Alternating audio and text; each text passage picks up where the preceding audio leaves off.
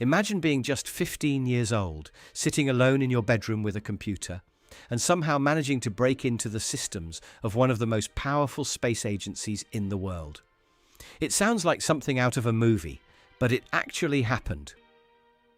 This is the story of Jonathan James, the teenage hacker who infiltrated United States government computers, including networks connected to NASA, and became a name that would go down in cybersecurity history.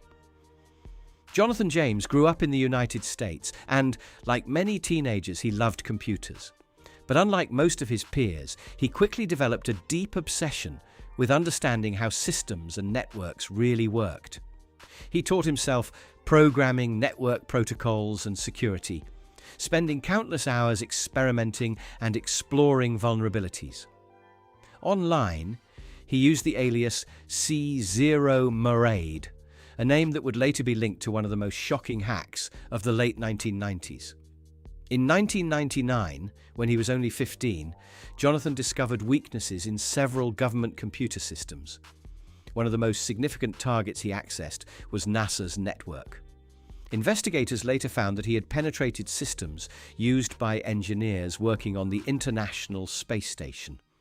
Once inside, he copied software and source code valued at over $1.7 million. The breach caused NASA to shut down parts of its network for weeks, while engineers scrambled to secure critical systems. The thought that a teenager could compromise such sensitive infrastructure sent shockwaves through the agency and the federal government.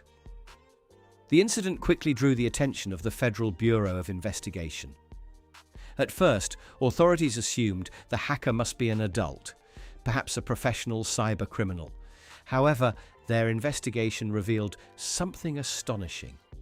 The mastermind behind the attack was not a seasoned hacker, but a 15-year-old boy sitting at his home computer. Jonathan James became the first minor in the United States to be sentenced for hacking government systems.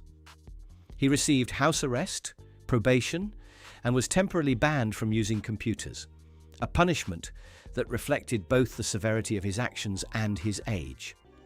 Despite his young age, Jonathan's hacking was sophisticated. He understood network security at a level most adults could not, exploiting system vulnerabilities and bypassing protocols that were considered highly secure. His actions became a wake-up call, showing that even top government agencies like NASA were vulnerable to determined individuals with technical knowledge and curiosity. For cybersecurity experts, his story highlighted both the potential dangers of unprotected networks and the power of young, talented hackers. Tragically, Jonathan's life did not end well. Years later, he became linked to another cybercrime investigation involving stolen financial data, a case he always denied involvement in. The stress and pressure from investigations reportedly affected him deeply.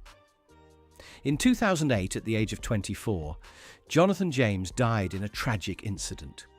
His story remains one of the most famous and talked about cases in hacking history, remembered both for his talent and the impact of his early actions on cybersecurity awareness.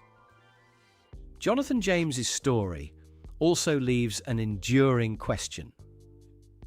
If a 15-year-old could break into government systems in 1999, when the internet was still relatively young, what might skilled hackers be capable of today? His life reminds us of the incredible potential of knowledge and the responsibility that comes with it. One teenager, one computer, and one room was enough to shake some of the most secure systems in the world, leaving a legacy that continues to fascinate, inspire, and warn the world about the power of hacking. If you enjoyed this story and want to hear more amazing hacker stories, make sure to hit that like button and subscribe to the channel so you don't miss any future videos. Trust me, you won't want to miss what's coming next.